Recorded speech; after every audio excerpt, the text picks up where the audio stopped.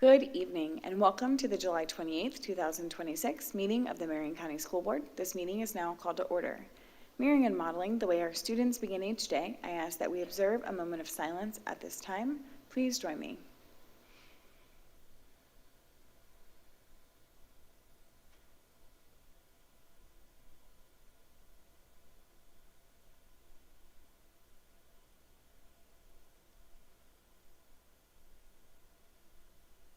Thank you. We are the Marion County School District Leadership Team. When we come together to work, we are efficient, effective, and productive. Our three most important characteristics are dedicated, transparent, and individually responsible. To work well together, we must demonstrate respect, confront reality, and be accountable. We will always put students first, and we will leave a legacy of success. For the courtesy of those listening to the meeting, I am requesting everyone in the audience to please turn off the electronic devices or put them on vibrate. Public comment will now be accepted during two portions of each meeting for up to 30 minutes for each portion. The first will take place prior to the board vote and will be specific to the night's agenda. The second will be for items on which the school board customarily takes action and will occur after the board completes the business portion of the meeting. Anyone wanting to speak regarding an agenda item must complete a blue form. Anyone wanting to speak regarding a non-agenda item must complete a yellow form. Both forms are available before each meeting and on the district website. Forms due to the board clerk by 5:40 p.m. and can be submitted via email or in person. Public speakers will have 3 minutes to complete their comments, and no more than 10 speakers will be scheduled in either public comment portion unless the board votes otherwise. Good evening, Ms. Martinez-Young. Will you please call our roll?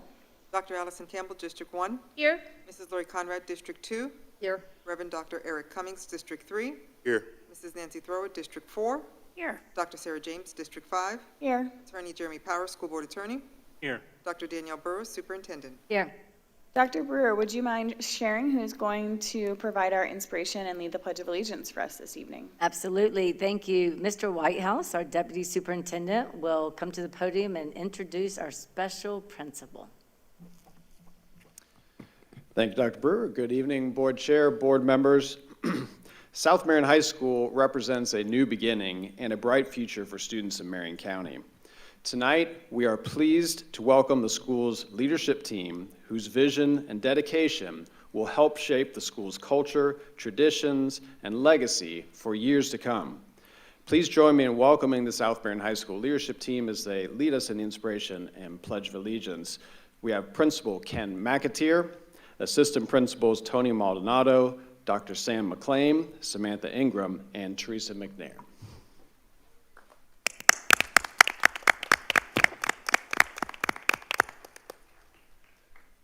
Good evening.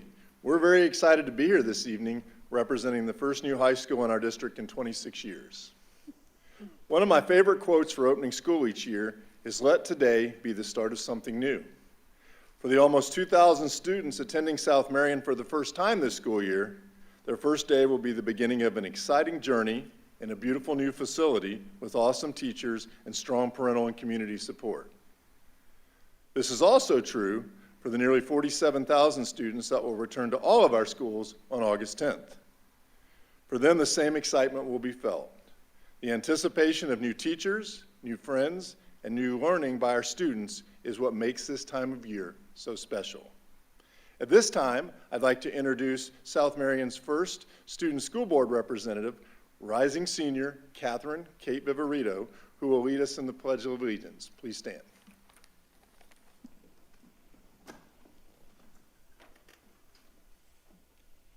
I pledge allegiance to the flag of the United States of America and to the republic for which it stands, one nation, under God, indivisible, with liberty and justice for all.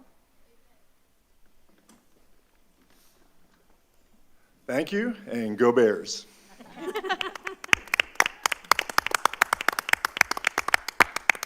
Stick around because we're going to take a picture with you all. We are so excited for South Marion to open in a few short weeks. So we'll be taking a picture with you in just a minute. I think, Mr. Whitehouse, you have some recognitions as well?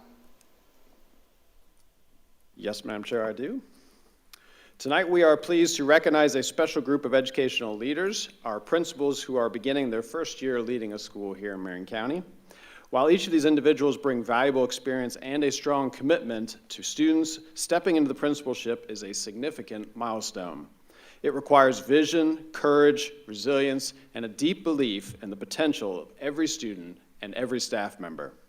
As they begin this leadership journey, they do so at a time when our district is focused on moving forward together and building a culture of excellence in every school. We are grateful for their willingness to lead, serve, and make a difference in the lives of students, families, and employees. Please join us in congratulating and welcoming our newest principals as I read their names, and they will come forward and receive their pin. We have Connie Carpenter at Bellevue Santos Elementary. Stephanie Collins at North Marion Middle School. Terrell Davis at Liberty Middle School. Cindy Lowe at Hillcrest School. Tracy Moody at Fordham Early Learning. Katie Owen at Fort King Middle. Susan Williams, Sunrise Elementary. And Rebecca Winkler at Bellevue Elementary.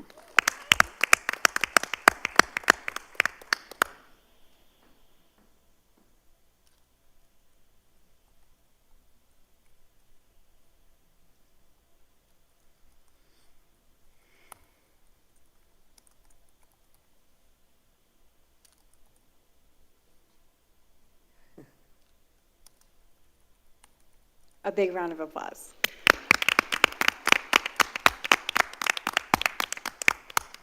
Did you have anything further, Mr. Whitehouse? Man, we're very excited for a new school year. Wonderful. So are we. So we're going to come down, shake your hands, and give you some love, and then we'll take a picture. Gotta be handing them all a bottle of vitamins.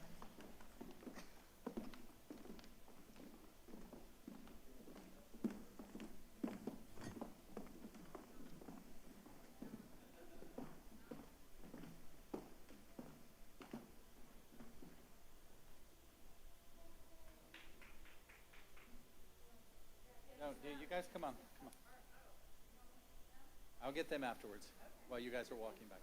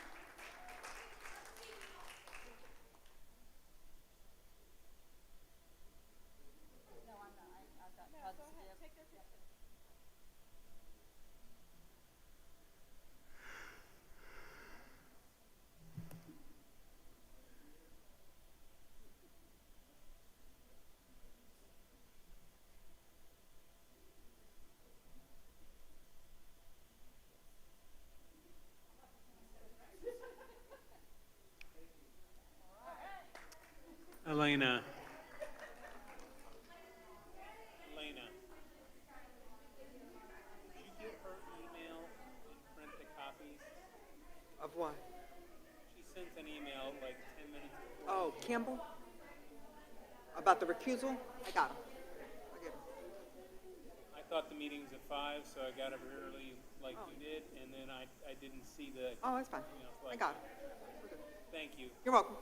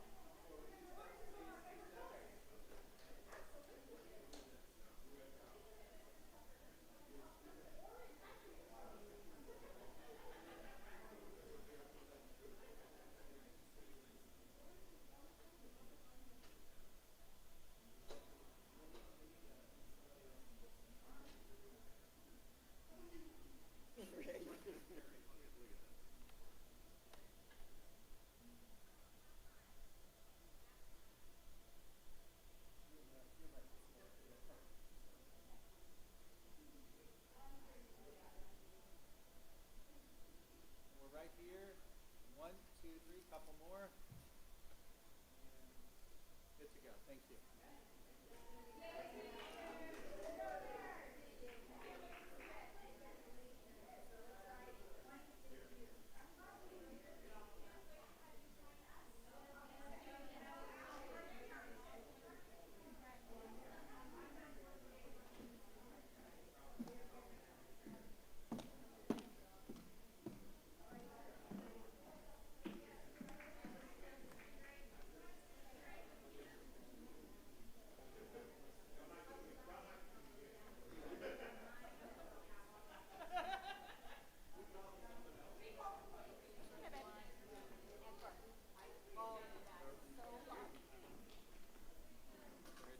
And you said,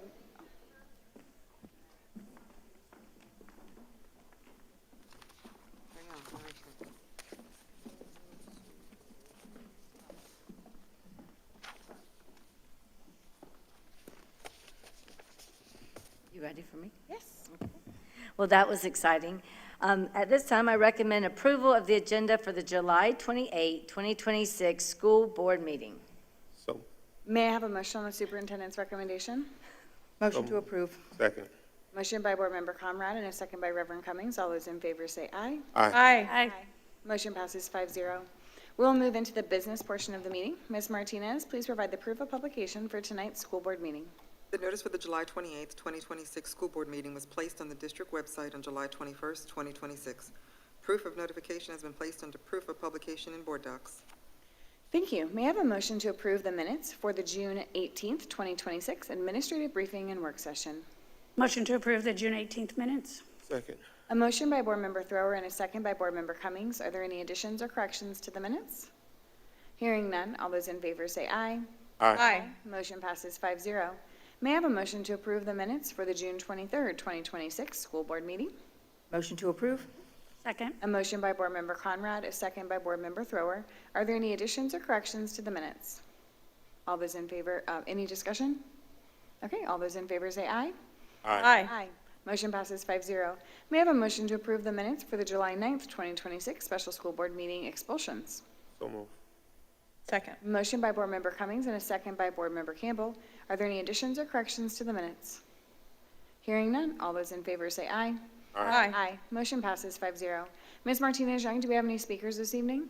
Yes, Madam Chair, we have 5 speakers. Okay, and those are all for items related to the agenda? Yes, they are. Okay, well, thank you for that. I want to welcome Attorney Powers to the meeting. Good evening, Attorney Powers. Will you please provide an explanation on the rules governing persons who wish to address the school board this evening? Thank you, yes.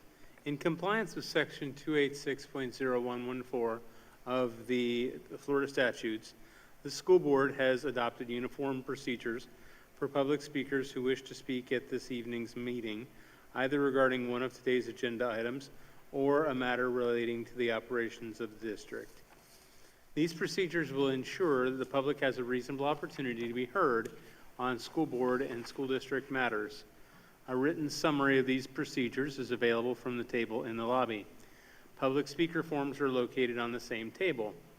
Completed forms were due to the school board's clerk no later than 5:40 p.m.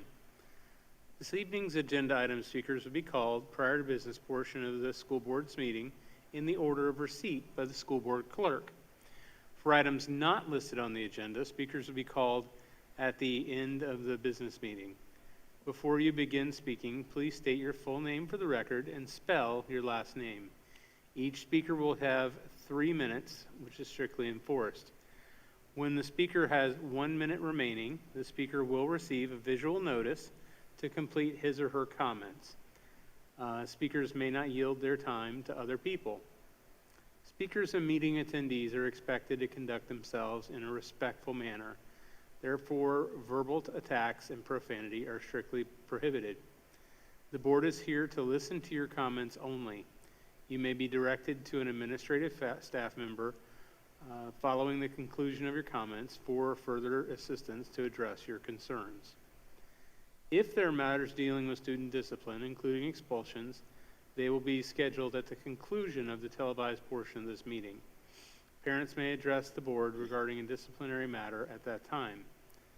To ensure student privacy, only a parent or guardian may use a student's first or last name. Identifying references to other students is also prohibited. A speaker's speech does not reflect endorsement, sponsorship, or position or expression of the school district. Thank you for your attention to this board's requirements. Madam Chair, that concludes my explanatory remarks. Thank you, Attorney Powers. So, Ms. Martinez-Young, will you please call our first speaker? Emily Parker.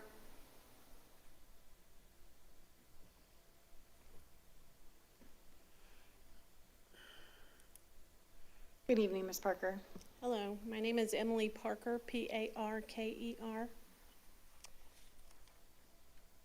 I am an ESE specialist for Marion County Public Schools, entering my 29th year as an educator. I'm also the mother of 3, the youngest of whom is about to begin his senior year at UCF. I raised my children almost entirely as a single parent. When my son entered his senior year at Bellevue High School in 2021, the district's family insurance plan was already out of reach. The premium would have consumed more than 25% of my take-home pay. My son needed vision insurance because he was legally blind without his glasses, but everything else, his yearly strep throat, bronchitis, routine medical care, was paid for out of pocket and spread across credit cards. Then the unexpected happened. During his senior year, my 6'3", 160-pound son suffered 2 spontaneous collapsed lungs. 2 hospitalizations, surgery, and follow-up visits wiped out my savings, maxed out my credit cards, exhausted my leave, and cost me my second job. 5 years ago, your family plan was already unaffordable for many single-parent teachers. Today, you're considering increasing that cost significantly, not because Blue Cross Blue Shield raised its rates, but because the district wants to build reserves far beyond what the state requires. Many of your employees are already working second and third jobs. If you make this insurance even less affordable, you'll force even more of them to do the same. They won't be sponsoring clubs, volunteering for family nights, or serving on committees. They'll be working another shift so they can afford to keep health insurance. Others will simply do as I did and go without coverage, hoping nothing catastrophic happens to their family.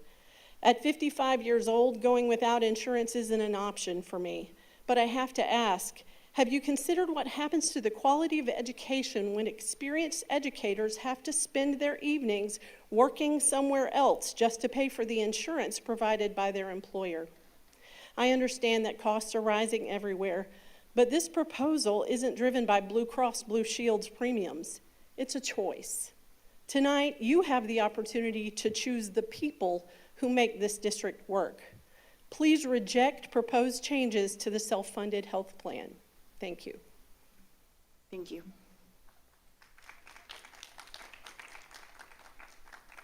Vicky Trulip.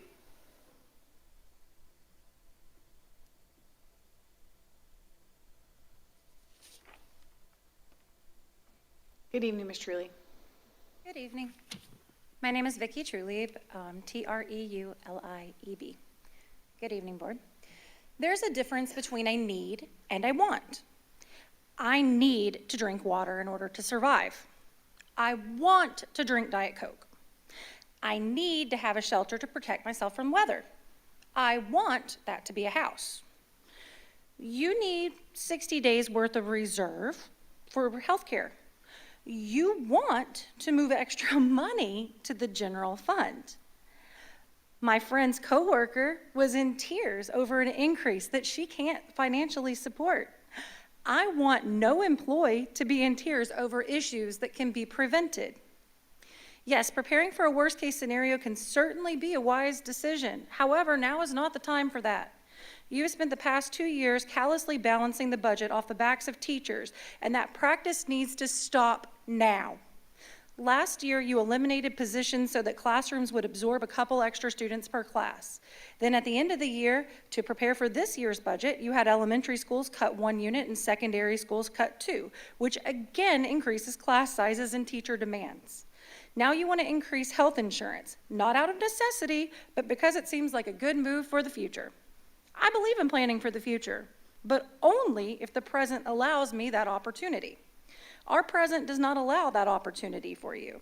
In fact, in an economy with ever-increasing costs, now is certainly not the most prudent time to squirrel away extra money that's far beyond what the state expects. Cut your employees a break. They are already going above and beyond to meet the crazy demands that keeps being stacked on them. Having them pay extra for the same health insurance when it's not necessary is completely absurd. Furthermore, this greatly impacts families, which harms what we claim to hold so dear, our students. Please reconsider this proposal and realize that now is not the time. Our employees deserve better so that they can do better for our students. Thank you. Thank you, Ms. Truly. Helen Hamel.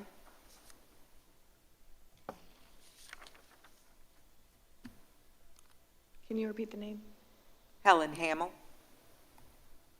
Good evening, Ms. Hamel. Good evening. Helen Hamel, last name Hamel. I am so pleased to talk with you guys today. Unfortunately, it is to advise you to not do something. Typically, I'm in pretty good agreement with what we plan to do. I have been on this insurance pathway for quite a while.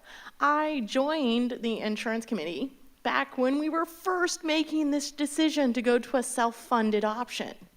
We went to the self-funded option to protect our employees from the rampant changes that were happening in the insurance agencies. We also went to this plan to be able to embed those savings and those profits back here in Marion County to better serve our employees, not some insurance company's bottom line. And we were able to do that.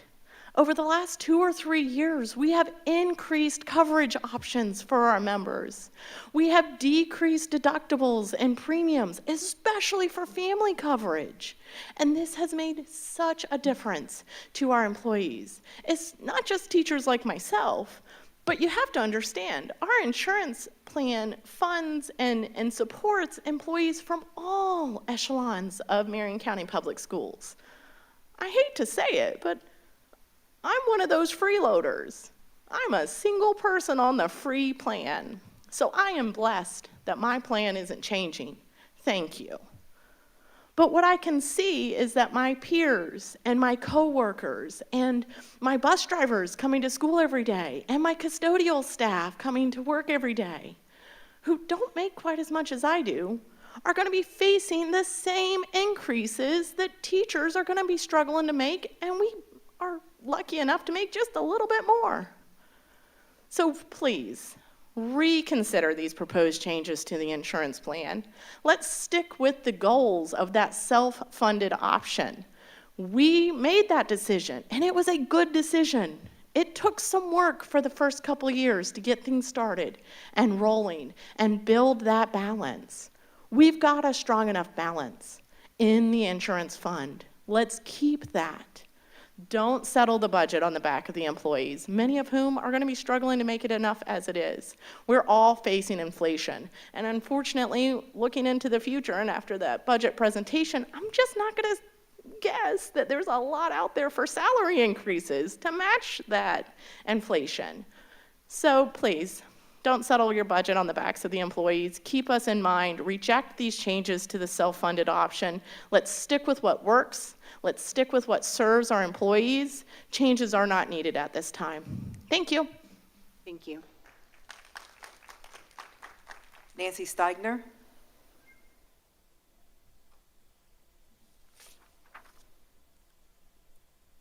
Good evening, Ms. Stegner. Good evening. I'm Nancy Steigner, Steigner, and thank you for allowing me this opportunity. This is my first time, so I apologize. All right. I'm here to urge you to keep the employee health insurance benefit as is with no changes. My understanding is that currently MCPS is self-insured and our insurance fund is maintained separately from the Florida FTE funding. And from what Ms. Hamill indicated, it seems that it's in pretty good shape and we can afford to wait to make this decision. When I returned to Ocala in 2019 to support my elderly parents, I came home to Marion County Public Schools. I remember feeling so grateful because of the care that the school board members took while guiding us back from COVID. My former colleagues from a different school district had ridiculed me, saying, "Oh, you're working there in Hickville." And I confidently told them, my health care makes up for what I changed in salary, and more importantly, I work for a school system that cared about my community and me. Last spring, the precarious federal and state level funding caused you to make some very difficult decisions, and it was the reduction in staff. In addition to dealing with personnel cuts, our site-based administrators were also learning site-based budgeting, which is very different from what they were used to. The tension last spring was very tenable. One of the consequences of staff reduction for me was to accept teaching 4 different courses this year. And I do so willingly because it provides opportunity for the students at my school. I can keep that schedule as long as I stay healthy, and the current health plan ensures that I will stay healthy. Let us maintain our core values by demonstrating to your employees your support of your community by providing the employees the opportunity for the better health care so that we can maintain our resilience towards the excellence we are all hoping for. Thank you. Mark Avery.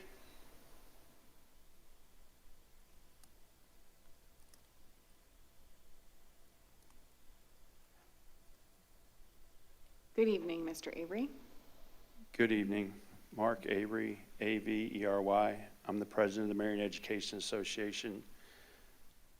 I also want to say, though, that this affects all the employees of this district, not just the instructional employees, but every single person that has insurance that is not plan number 1, which was mentioned as the free plan, because there's a proposed increase to every other plan unless your spouse works for the district. And those are going to be traumatic to all the employees in the district. I know the CFO earlier mentioned that there's inflation. Well, that inflation is also on the backs of the employees. And so there's 2 things that we're talking about here. We're talking about some tweaks to the plan that help the plan's reserve be a little bit more healthy. The plan's reserve currently are at $30 million. We need roughly $13 million plus the $2 million for costs that we haven't received the bill for yet. So, but that $13 million roughly says that it's about $6.5 million for a month, and we need to have 60 days, so 2 months. We have well over 4 months in that reserve. Based on all the predictions of increased costs and increased pharmacy costs, if we don't do anything to the plan, we would be about $21 million at the end of 2027, not 2026, at the end of 2027, okay? So there's a few tweaks to make that get up to around $25 million if the proposed increases happen. That's not the biggest complaint. The biggest complaint is to raise rates for those employees, and that is for one reason only, to take $2.95 million and move it into the general fund. That is on the backs of the employees, not just employees I represent, but all the employees. I'm disappointed that there's not more employees here. I mean, this is summertime for some of them, and you know, I'm very proud of the people that came here to tell you that they're not okay with this change. And so we hope that you will listen to us. I know that you have a lot on your plate, and I know that there's financial decisions coming, and there's a lot of ones that are not in our control, but this is something that we don't need to do. We tend to tout the follow the law and try to maintain the law, what the statutes say. Well, the statute says we only need 3% in our reserve fund, and we've traditionally run way above that. And so this is not a time to have the employees put more money in that fund. Thank you. Thank you. Is there any other public comment? No, Madam Chair, that's it. All right, thank you. Thank you to our public speakers for coming forward. We'll be addressing that item shortly. Moving on to our consent agenda. May I have a motion to approve the consent agenda items? Motion to approve the consent agenda. Second. A motion by Board Member Conrad and a second by Board Member Campbell. All those in favor say aye. Aye. Aye. Motion passes 5-0. Moving on to student disciplinary matters. Before addressing expulsion matters, I would like to acknowledge the board members have received the alternative placement list for students through June 4th, 2026. Ms. Martinez-Young, are there any parents who have submitted a timely request to speak on their child's disciplinary matter? No, Madam Chair. Thank you. May I have a motion to approve the expulsion of student JD 26-207E, JD 26-208, and JD 26-209 with services for the remainder of the 2025-2026 school year and the entire 2026-2027 school year. Motion to approve. Second. Motion by Board Member Conrad and a second by Board Member Campbell. All those in favor say aye. Aye. Aye. Motion passes 5-0. Moving on to our discussion regular agenda items. D 20.1, may I have a motion to utilize State of Florida Contract 43210000-23-Omnia-ACS for technology product solutions and related services. So move. Second. A motion by Reverend Cummings and a second by Board Member Thrower. Dr. Brewer? Yes, Board, as you know, we pull any item that's usually over the $500,000 threshold from the consent agenda, and we move it to the discussion area to allow for comment by the board. And so this item was moved for discussion. It is $1.3 million, and it's lease of technology products such as hardware, software, and technology services. Thank you, Dr. Brewer. Board, is there any comment or questions about this item? Board Member Thrower? Thank you, and just a quick question. I think everyone's concerned about the increasing use of technology and the effects it has on all of us, but it sounds like this is more for hardware, infrastructure, things to keep what we do have moving. Is that accurate? Yes, ma'am. Thank you. Is there any other board discussion? All right, hearing none. All those in favor say aye. Aye. Motion passes 5-0. Moving on to D 20.2. May I have a motion to the State of Florida alternate contract source 432-10000-26-Omnia-ACS-Texas for technology solutions, products, and services. Motion to approve. Second. A motion by Board Member Conrad and a second by Board Member Thrower. Dr. Brewer? In a similar context, this item is in the amount of $1.9 million. This is to purchase technology equipment as needed at competitive pricing. Thank you, Dr. Brewer. Board, any further discussion on this item? Hearing none. All those in favor say aye. Aye. Motion passes 5-0. D 20.3. May I have a motion to approve the piggyback agreement with Gatekeeper Systems USA, Inc.? Motion to approve. Second. Motion by Board Member Conrad and a second by Board Member Cummings. Dr. Brewer? Yes, this item is in the amount of $1 million, but I do want to share just a little bit about this particular agreement. This is a piggyback agreement with Gatekeeper. Gatekeeper camera system offers the video coverage that our school buses use to ensure the safety of our students and staff during transportation. The Gatekeeper system provides reliable digital video recording of the entire interior and some exterior views of the bus. The system then allows authorized personnel to access the video footage to investigate traffic accidents, liability claims, and student behaviors and other violations. Thank you, Dr. Brewer. Board, is there any discussion? I will just say this is one of those things that we're going to have every year, because as we refresh our fleet, we will then have to purchase the subsequent Gatekeeper or whatever other vendor we're using to be able to make sure that we have the proper safety protocols on the buses. So while we've allocated about $4 million a year for buses, this is an additional expense to make sure those buses are ready for the road. Is there any other discussion? All those in favor say aye. Aye. Motion passes 5-0. D 20.4, may I have a motion to approve the changes to the self-funded health plan? Motion to approve. Second. Motion by Board Member Conrad and a second by Board Member Campbell. Dr. Brewer? Yes, ma'am. This item is in the amount of $61 million. This is to minimize the financial impact on the general fund. It is recommended the board budget this $61 million effective January 1, 2027. The reduced funding request will be supported by increased employee payroll contributions. To further protect the available reserves in the self-funded health plan fund, it is recommended the board also approve the proposed plan changes to include the implementation of Assured Excellence, which is the comprehensive claims mitigation program, and updating deductibles and out-of-pocket maximums on the 4 health insurance options. Thank you, Dr. Brewer. Board, I open it up for discussion. I'll go. Board Member Thur. Thank you, and thank you to the speakers and everyone else in the audience that's here tonight to support the speakers who spoke. We did have a comprehensive discussion on this during our last work session. This hits home for me as a longtime employee, remembering when everything was so much cheaper. And the times that we're in, we've had some good times, and we've had some real struggles over many years. And I think it's our task as a school board to try to soften the tough times as best we can, and also acknowledge that when the times are really tough, we need to keep a lot more than 3% in our reserves. And a big reason for that is because when we go to make large purchases like buses and building schools and things, that's how you get the best interest rate to even be able to afford to do those kinds of things. So it's all intertwined. That being said,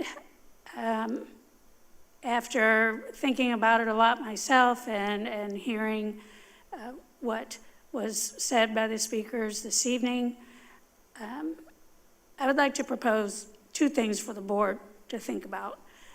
The first one is that because of the current state of the medical arena, the committee needs, I believe, to meet sooner, more often,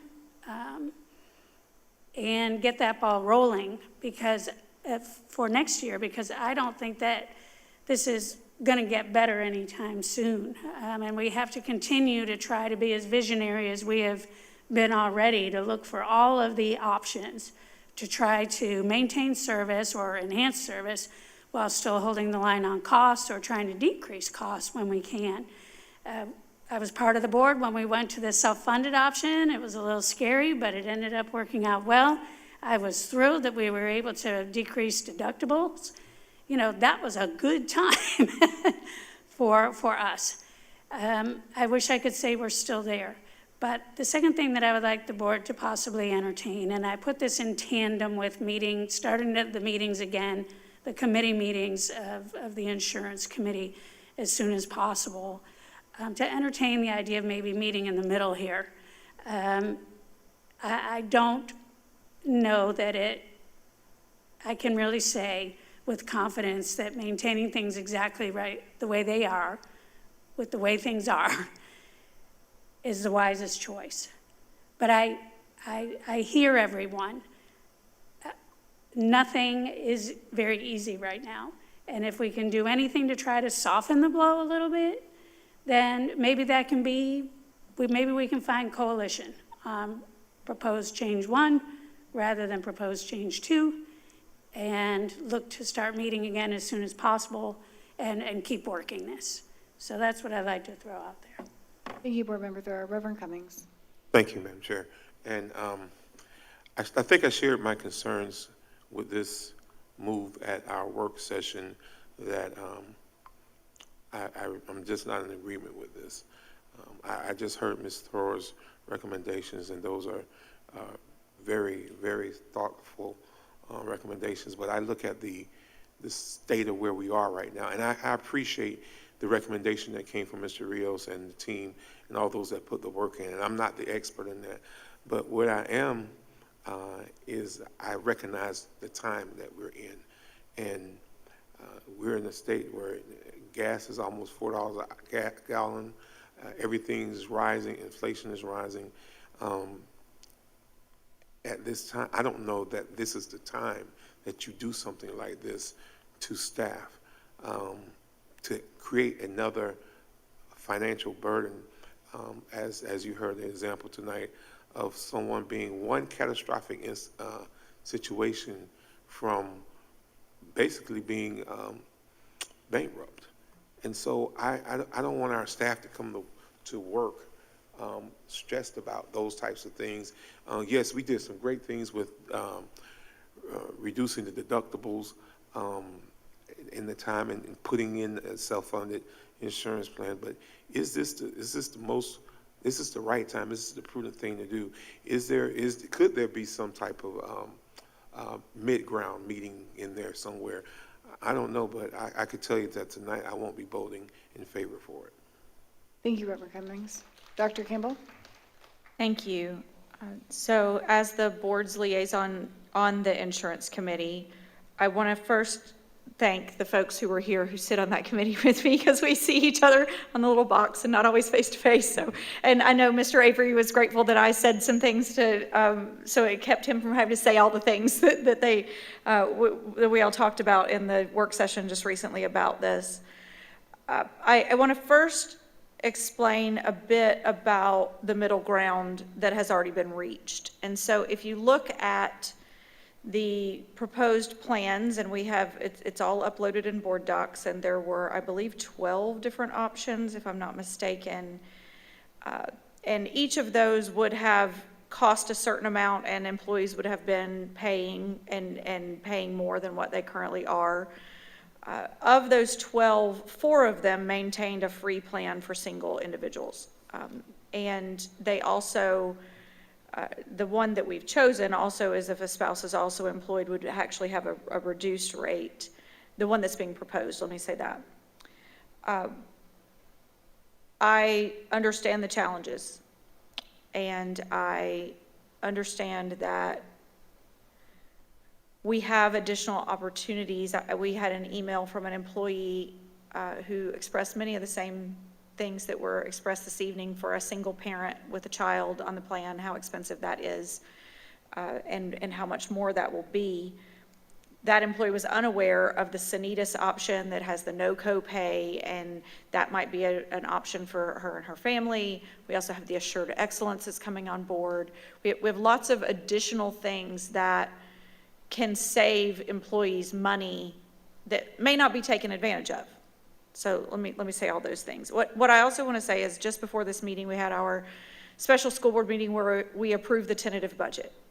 And if we vote against this current proposed plan of option 3 and instead take up the option of what Board Member Thrower has said, which would be option 1, that is a $1.1 million difference.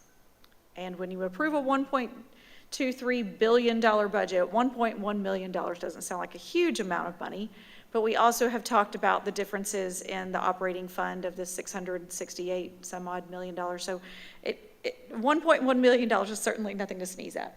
And so we just approved a tentative budget balanced with that change.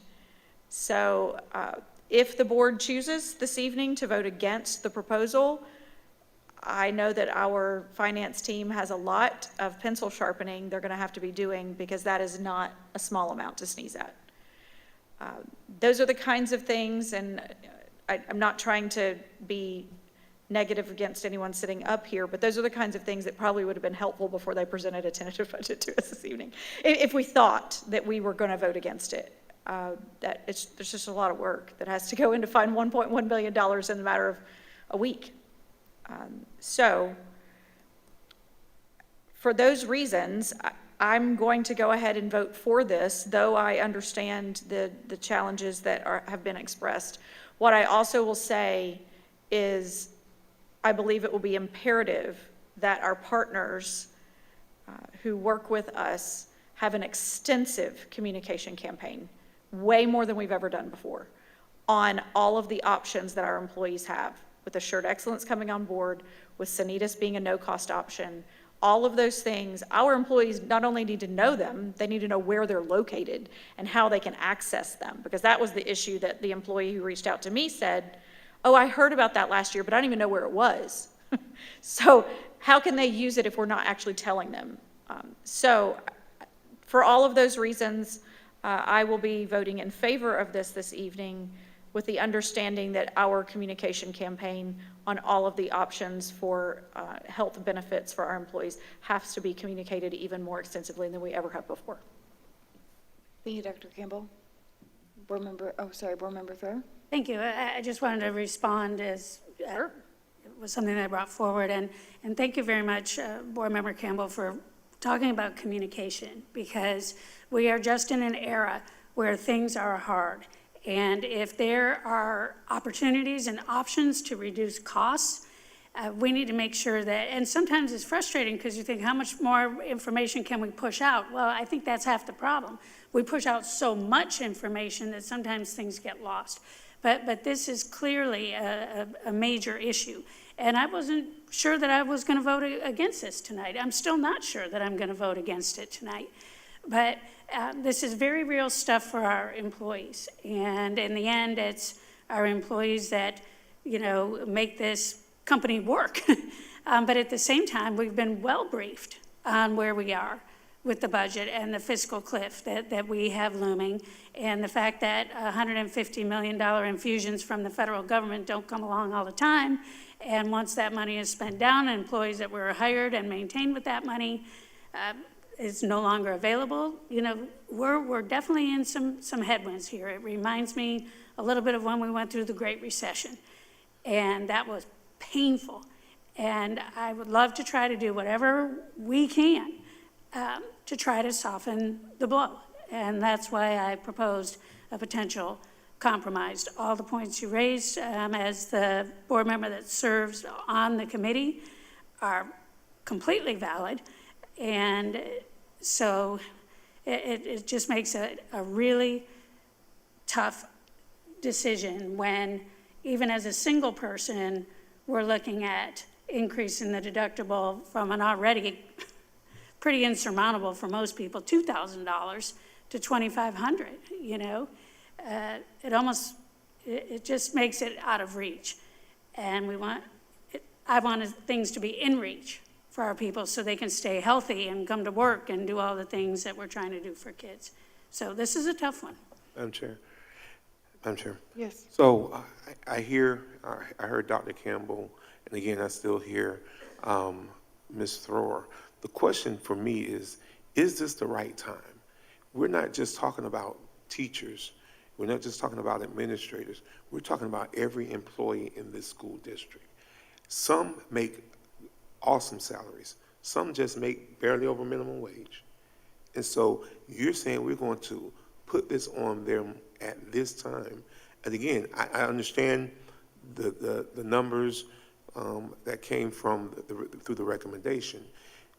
We are faced with looking at we have people that are working in our district, and you can't just look at one class of people that are working poor, and to put an additional burden on them at this season is just not fair. It's just not right. We got to do what we got to do in other ways, but you cannot continue and then ask more and ask more of them and ask more of them when they're telling you, I may have to go work a second job or a third job or go without something, and then we expect them to come to work and be top notch. That's not how you treat your people. Thank you, Reverend Cummings. Board Member Conrad, did you have thoughts to Don't share? do that. We're not applauding, and we're just listen. Everybody's had a chance to speak. We're not doing applause or sign waving or anything like that, okay? Board Member Conrad. Thank you, Chair. I am in favor of this plan. Not happy about it. I feel like as a board member this last year, every conversation has started with change is hard. Even when I feel it's the right thing to do, it doesn't feel good. When I was in my board briefing, it was shared that, this is something that we have to do. We have to align our numbers. And so I ask, what's the option? What are our choices if this is going to be a burden, for our staff? And one of those options is what you see on the news if you're watching the news every evening, losing a large number, letting go of a large number of our staff. And so I'm very appreciative of those that emailed, those that called, those of you that are here this evening. But I feel like I'm choosing the lesser of two evils. I am for people, and so I'm choosing to keep people. Again, it's a hard decision to make, and I'm one of these people. I'm on the family plan. It affects almost all of us in some way, shape, or form. And so, as I look out into the audience, it's really nice to have you all here this evening, and I want you to know that you are heard. My time over here sharing my thoughts ends. That doesn't mean my thoughts end here. And I think it's very important that I love Ms. Thrower's idea that we get ahead of this and start talking. I'm open for ideas, talking about doing something different, but I'm not comfortable with keeping a minimum in our reserve. So Marion County has always been fiscally responsible, and I will vote that we continue to stay that way. So thank you, Chair. Thank you, Board Member Conrad. I'll take liberty to share. I haven't yet. And so I'm going to start by saying this, and I shared this in an email that I got. My family goes uninsured. So my husband is self-employed, and so am I. And so I'm insured through Marion County with the free plan. And we have a supplemental plan. And similar to one of the public speakers tonight, we kind of live our life on a prayer. And pray that God has our back. Because if something catastrophic happened, it would be an incredible financial burden for my family. So I hope that that comes off as something that you all can take. I understand the burden. When I was a teacher with Marion County, I remember what felt like half of my paycheck going to pay for my family to be insured at the time, because I was childbearing and was in a season where I had kids and I needed to have health insurance. When I sit in this seat, similar to what Board Member Conrad has shared, the conversations that I've had with our CFO and our superintendent is, what are my options? And where I am is, we have to preserve our people as best as possible. I do not want to be in Orange County that's laying off 300 people. I do not want to be like many of these districts that are laying off hundreds of people. Ms. Marion and I have had this conversation a lot. What do we have to do to save our people? And so this is a step to ensure that we can save our people this year. Almost all of our people that we were displaced with the family engagement liaisons have been placed back within our organization. And so my goal every year when we talk about the budget and balancing it is going to be, how do we save our people? And so it can feel like it's on the back of the employee, because it's a cost burden that's going to the employee. And I absolutely understand that. But I would rather have you here with paying a little bit more for insurance than not have you at all.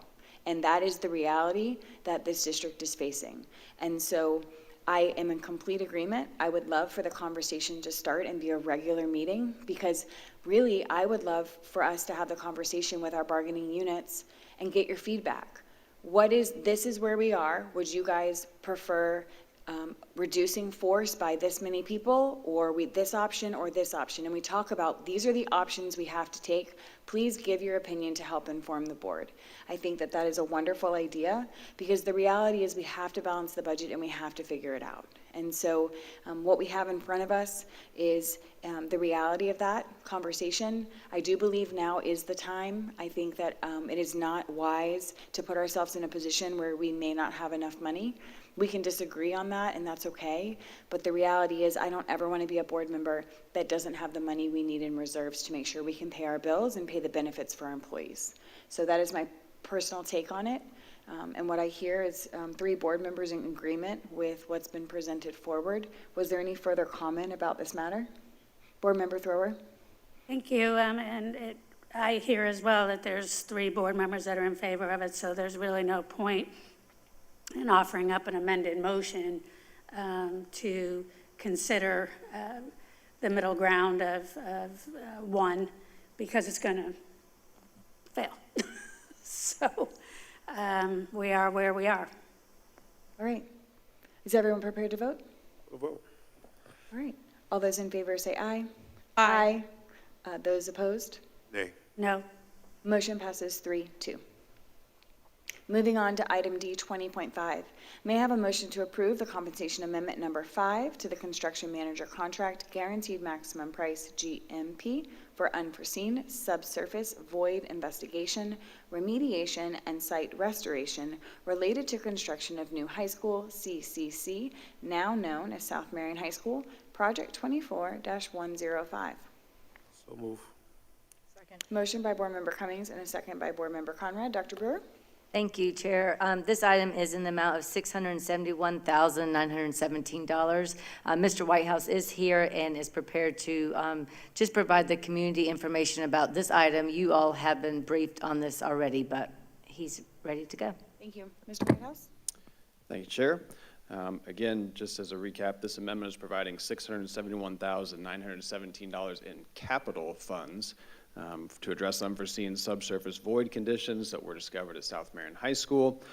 This funding is going towards the investigation, the remediation, site restoration of the athletic field, and then the subsequent repairs of that athletic field that will be necessary for us to protect the long-term safety and integrity of the campus for our students. The substantial completion is expected on or before October 29th of 2026. Mr. McAteer has been working diligently and has arranged for playing his home football games at other sites while the field is being restored. All right, thank you, Mr. Whitehouse. Board, any questions?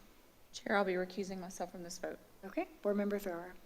Thank you. And just for folks that are following from home, the more layman's term of an unforeseen subsurface void investigation, is that AKA sinkhole? The possible formation of those, yes, ma'am. And so Okay, all right. The goal is to get ahead of that and to be able to stabilize the underground to make sure that we don't end up with a larger mess on our hands. Thank you. Appreciate that explanation. Thank you, Ms. Thor, for clearing that up, because I think sometimes we're doing it the right way, but sometimes I think we talk over people's head, and we need to make sure that the community is clear exactly what it is. So thank you, Mr. Whitehouse, for clearing that up. Board, any other discussion? All those in favor say aye. Aye. Aye. Motion passes 4-0 with one recusal.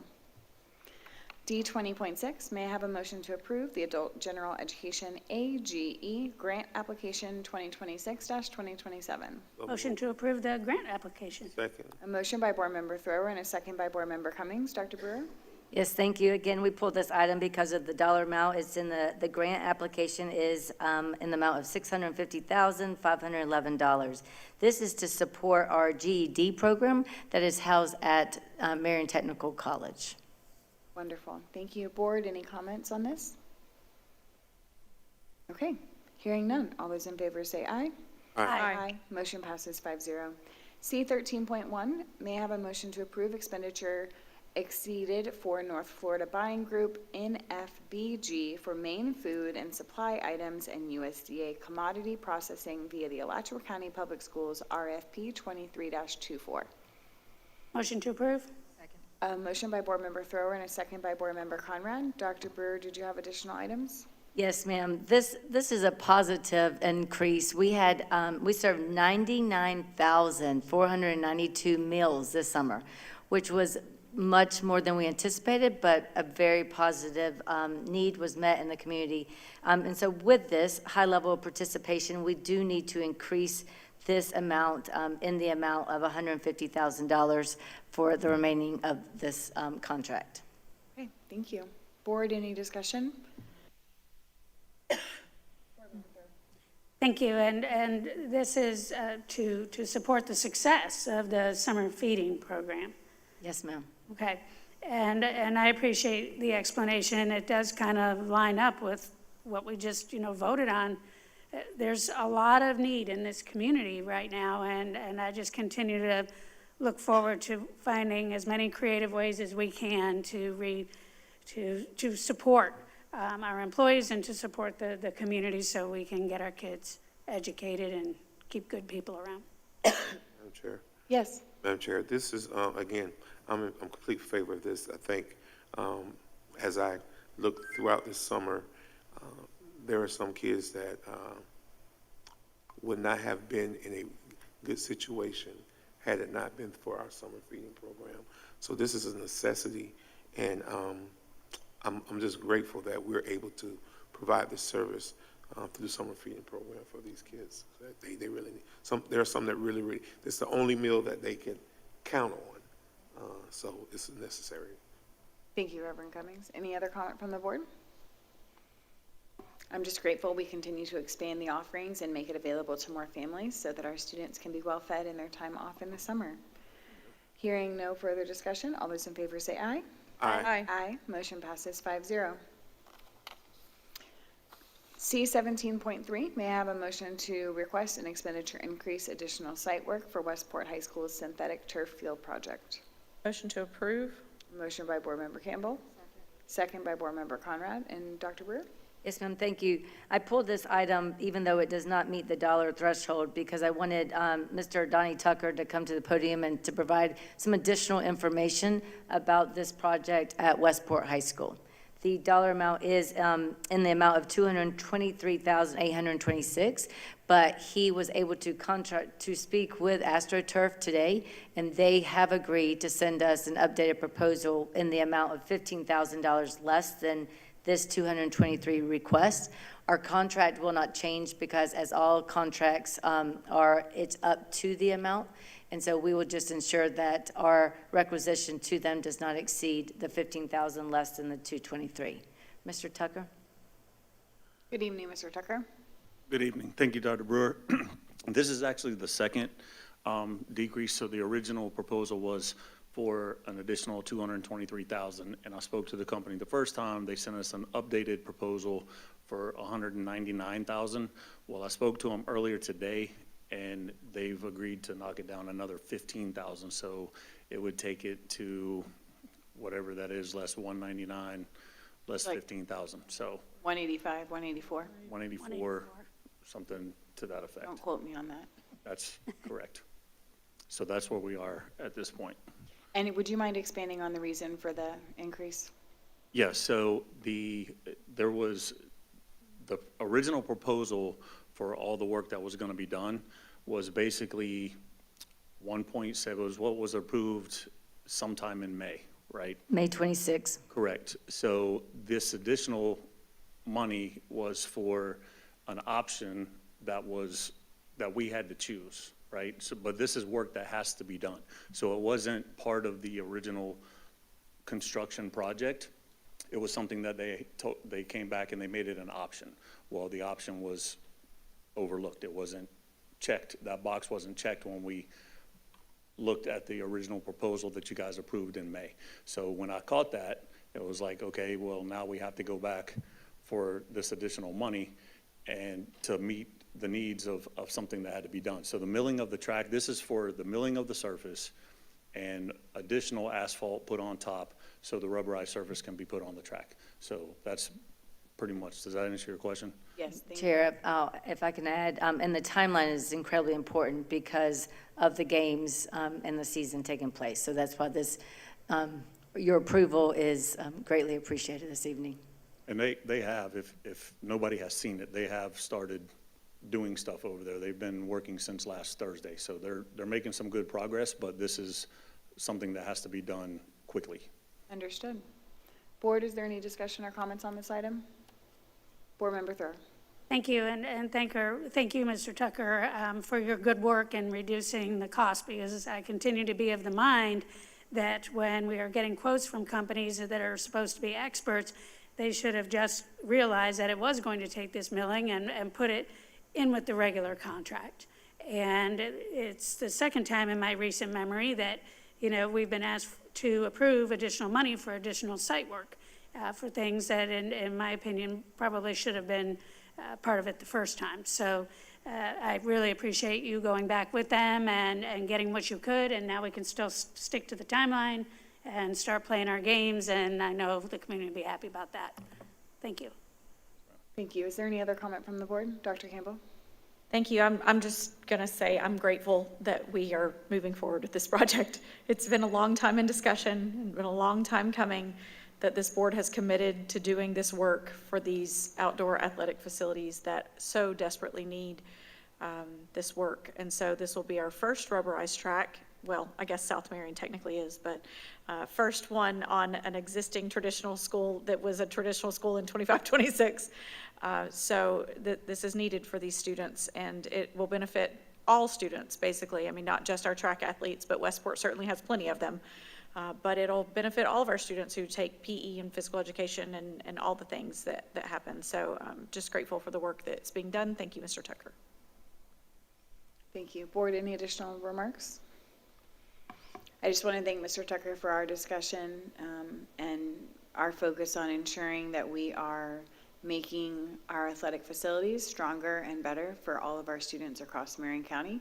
It's going to take about 5 years to get everybody to an even playing field. That was not a pun I intended, but I think that we're doing great work, and we are going to see the fruits of our labor and our money by our students being able to perform better and perform safer on our campuses. Thank you. Hearing no further discussion, all those in favor say aye. Aye. Motion passes 5-0. Ms. Martinez-Young, do we have any further speakers this evening?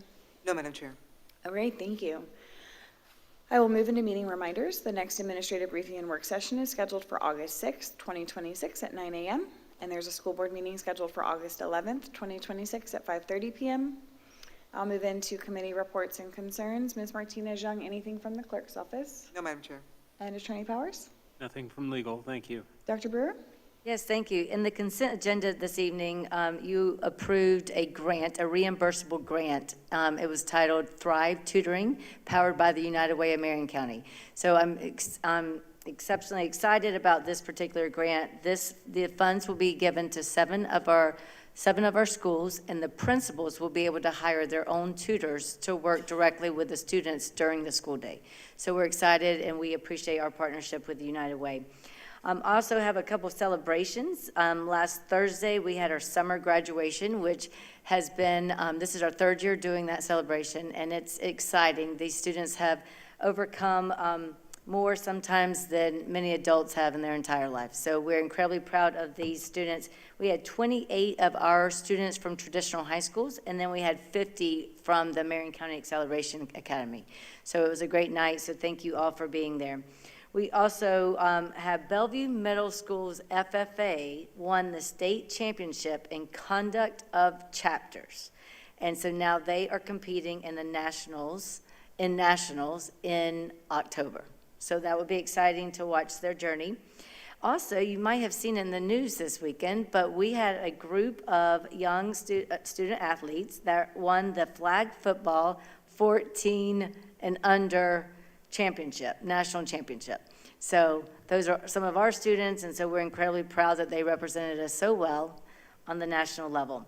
And last but not least, tomorrow and Thursday, so Wednesday and Thursday, we have our Great Beginnings taking place, and that is where we will welcome, at this point, as of this morning, 118 new teachers to Marion County Public Schools. So we're excited to welcome them, and it will be a great 2 days. Our Professional Leadership and Learning Department has worked really hard to make sure their day is filled with lots of onboarding and learning, so they're off to a good start. And really, last but not least, this is the last. August the 6th is our next work session, and we have a full agenda. So I just want to give you a preview of what will be included in that agenda.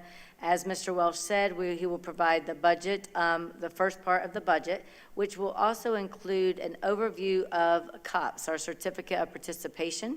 We also will provide you the graduation dates for 2027, so families can begin to prepare. We also have added, per your request, Mr. Collins will provide an RFP process overview for the realtor services as an agenda item. Those are all my comments, Chair.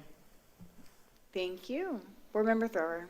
Thank you. And also, too, while we were busy with summer graduation, our Hillcrest and actually Marion County Public Schools Teacher of the Year, Zanita Henry, and a bunch of supporters were down in Orlando, eagerly hoping that she was going to be the Florida Teacher of the Year. She was not, but she did receive another very special honor. And would you mind just quickly sharing what that was, since you were there? I think we're holding that for a secret for now. I hope I didn't just tell No, us. that's okay. Okay, because when it's really exciting news, it's It is hard to. exciting. Yeah, keep it quiet. Okay, so hold on to that, everybody, but. Hold on, yeah. Okay, but Ms. Hendry is apparently not done yet, so we need to continue to be very proud of her and all of our teachers and all of our staff. August 9th is the day before school starts, and that is Sunday, and has been the tradition for quite a few years now. New St. John Missionary Baptist Church, along with, I'm sure, quite a few other churches, will be acknowledging Back to School Sunday, and it is a very special service. It starts at 10:45, and I think all the board did get invitations, and it really is a wonderful worship opportunity. And I think we have a vice chair that will probably speak to some other things that are going on that Sunday, so I'll hold on to that. I'm going to close my comments by just trying to keep it simple. When does school start? August 10th. August 10th. School starts August 10th. It's really important for families to know that they can register their students before the first day of school. Is that correct? Yes. Okay. Online. Please do. What is the process, briefly? They can go to our district website and go to the registration section, and the instructions are there. Or they can contact their school, and the school can help them out as well. Great, and I would love to see some type of lots of PSAs, just with those two simple things. When does school start? August 10th. Can you register your child ahead of time so they are ready for the first day of school? Hopefully the bus will be on time if they're a bus rider, and if they're not, we're going to be part of that mantra of working on what went well. Right, Mr. Christian? What went right? That's right. I should know that by now. What went right? Because when the first day of school begins, the more prepared we all are, and the more kids that are registered and ready to start, definitely helps reduce the chaos of the first day of school. Most of it is really fun chaos. There's a lot of excitement, but we really want to keep in mind and be part of that philosophy of not just went right, but doing what we need to do to make it go right, so we can list all of those accomplishments. That is all I have for tonight. Thank you. Thank you, Board Member Thrower. Reverend Cummings. Thank you, ma'am. Congratulations. I want to start by saying, again, let me start by backing up to our finance people, to our CFO and all those. I thank you guys for the work that you put in with this budget and all the recommendations concerning even the insurance. You know how I feel. Thank you for that work. I want to go ahead and say congratulations to all of our new principals. That's a great group of people that are going to be leading our schools. I'm excited about what they're going to do and how they're going to do it, and definitely excited about South Marion High School, one of the schools in my district. Looking forward to a Bear football game. So that's going to come forth. Then Ms. Thrower hit on my big thing that I was going to hit on. Sorry. August, that's a great thing. We all need to say it. We all need to say it. August 10th. It's right around the corner. It seems like it's a long way away, but it's actually very closer than we think. I've been getting phone calls from people who are trying to register their kids and asking those questions and pointing them to the direction of our website and to district people that they need to talk to. There's no burden, there's no obstacle that the district can't overcome if they start right now and making sure that these kids are ready for school on the first day. I encourage the parents, I encourage grandparents, whomever the guardians, to have those conversations. Don't wait till August 10th, the morning of August 10th, 7 o'clock, 8 o'clock in the morning, when you're trying to get to work and trying to get your kids to school on the first day, and it's going to be frustration. So let's relieve some of that frustration now by going ahead and getting it done. We have great staff that will help you, whatever you need to get these kids in school. And then once school starts, our campaign is that the kids got to be in class. They got to be in the seats.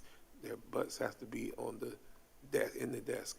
And that's the only way we're going to continue to move in a forward momentum, the progress for this district. So I'm counting down. I'm looking forward to the first day of school.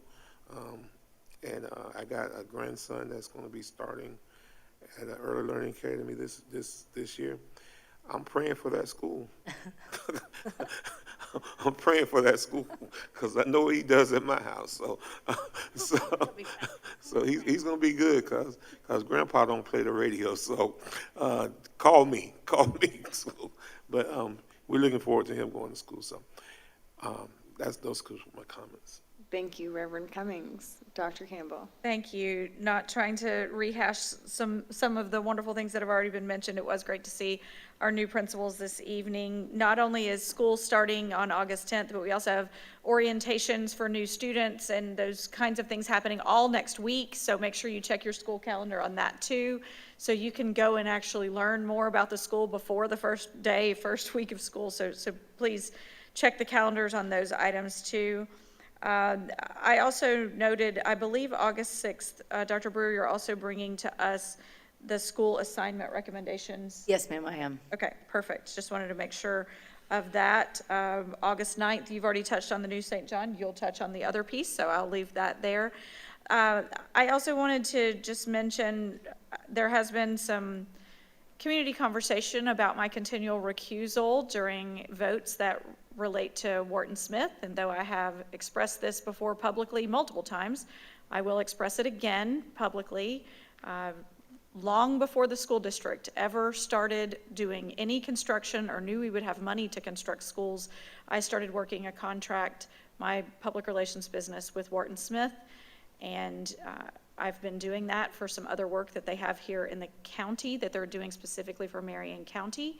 And that started back in 2022, before we ever even knew we were going to be able to build schools. And I didn't know they built schools. However, in full transparency and with ethical fortitude, I have recused myself from every single discussion or vote that related to Wharton Smith, because I believe that is the most appropriate thing to do. So I just wanted to, because I had another recusal this evening, I wanted to make sure that the community was fully aware of why that occurs. And two final things. Earlier this evening, we had our special school board meeting to receive the tentative budget and to approve that. In years past, we've had that meeting at 5 p.m. instead of 5:30 p.m. And I recommend, as we plan for next year, that we go ahead and plan it back for 5 p.m. I think that we had a lot of folks here that arrived at 5:30 thinking that we were starting our regular school board meeting. And while it was good that they were all here to hear all the things, having that meeting start at 5 o'clock, I think, would be better for all involved if we as a board agree to do that, and we can approve that in our calendar when we do that in November. And finally, I wanted to say, just from this seat, congratulations to our new Commissioner of Education. I intend to send him a congratulatory card, but Dr. Henry Mack, I had the opportunity of meeting him when he was serving as Chancellor of Career and Technical Education. And I first spoke with him in November of 2022 and talked to him several times about the possibility of an appropriation request from Marion County for an aviation and diesel mechanics building. And so in that conversation, November 2022, our appropriation request went through in 2023. I'm not saying he had anything to do with it, but the timing is pretty great. And so the fact that our current, now approved Commissioner of Education knew a little bit about what Marion County was about to do when he served as Chancellor of Career and Technical Education, I think is a pretty cool nod. So just congratulations to Henry Mack, and looking forward to working with him in his new role. That concludes my comments. Thank you. Thank you, Dr. Campbell. Board Member Conrad. Oh, thank you, Chair. And I just have a few items. I wanted to start with a comment about our community partnerships, which I touched on at our work session, our faith-based partnerships, but I continue to see such wonderful things, particularly online as schools post about, just recently Meadowbrook, you know, there was a post and they were dropping off to 5 or 7 schools, I don't remember, and 3 or 4 other organizations. And I just mentioned that one because I wish I would have made a list I don't know if that's something we can do in the future, find out our supports for our schools. Just for me personally, when I'm out in the community, I want to be sure to be able to say thank you when I come into contact with people who are continuing the work or adding to the work that we're doing in Marion County Public Schools. And so I just continue to be grateful for all of the resources and services that our community supplements public school with. And so just want to say thank you. I wish I could say it better, but my heart is filled with gratitude. And along those lines, there was a quote this last weekend that was shared at a mentorship celebration, and it stuck with me. And it went like this: I need you. As a board member, I need you. You all, those of you that are in the audience, your expertise in certain areas, you're leading the district, you're running the finances, you're doing curriculum, you're teaching students, you're writing IEPs, all of those things. I need you. You need me. As a board member, we keep policy and the budget going strong. So you need me for that. You need the board, not me specifically, but to keep this district running. And I'm proud. I am proud. When I watch the news at night, I am proud to be part of Marion County Public Schools. And so you need me, or you need the board. And then last, they need us. Continuing to remember that everything we do is for our students. Our students need you, they need us, so that they can be successful and grow and learn to be the best human being that they can be each and every day. And so I just wanted to share that thought that resonated with me this last weekend. Several other board members were there in celebration. I don't know if it struck you the same way, but it sure did hit my heart. I was really excited to welcome and congratulate our new principals. It was special, extra special for me this evening because one of the principals taught side by side for me one of our first years teaching school together. So I was really excited to see as she has worked her way up through different positions, and now she'll be leading a school, and her family was here this evening. And so I'm just really excited as we're talking about and sharing that community partnership and our responsibilities, and to see the people within our district grow and excel right here working for Marion County Public Schools. I'm excited to meet 118 new teachers. That was on my list, so I won't go on too long about that because it's already been shared.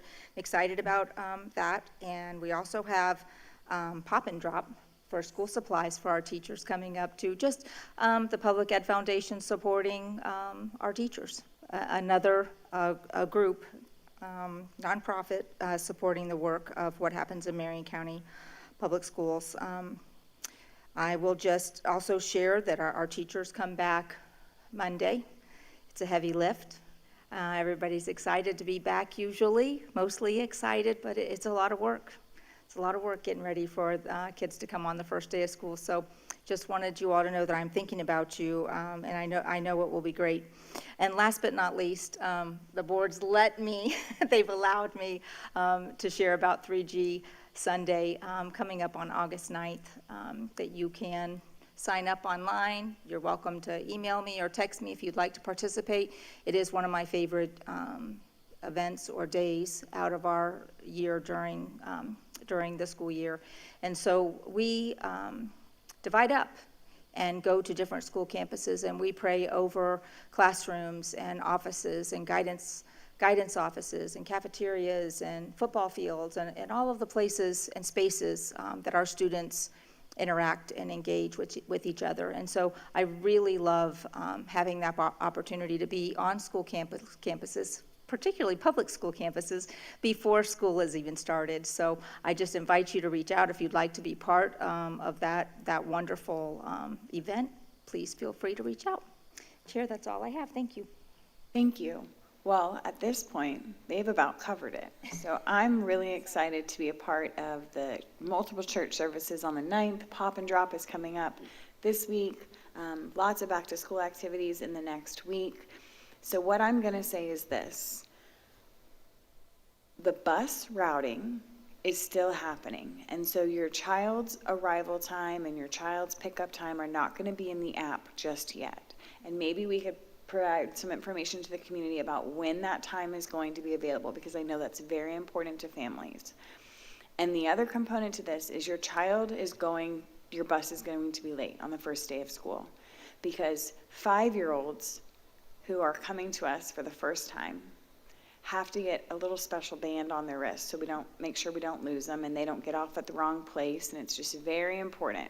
And so it takes a little bit more time to do that. And so transportation the first few days of school is going to be delayed, so we can make sure that we keep track of all those sweet little kindergartners, 3,500 or so that are going to be coming onto our campuses. So I just wanted to prime up the community, because I know buses is going to become a hot topic in the next 5 to 7 days. And so maybe we can get out some messaging on Facebook and social media to let our parents know when they'll be able to receive that information.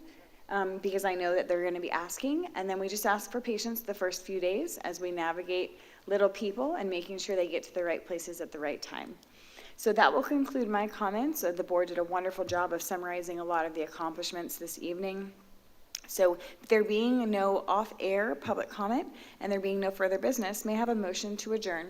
Motion to adjourn. Second. A motion by Board Member Thrower and a second by Board Member Campbell. All those in favor say aye. Aye. Aye. Motion passes 5-0. We will adjourn at 7:37. Thank you.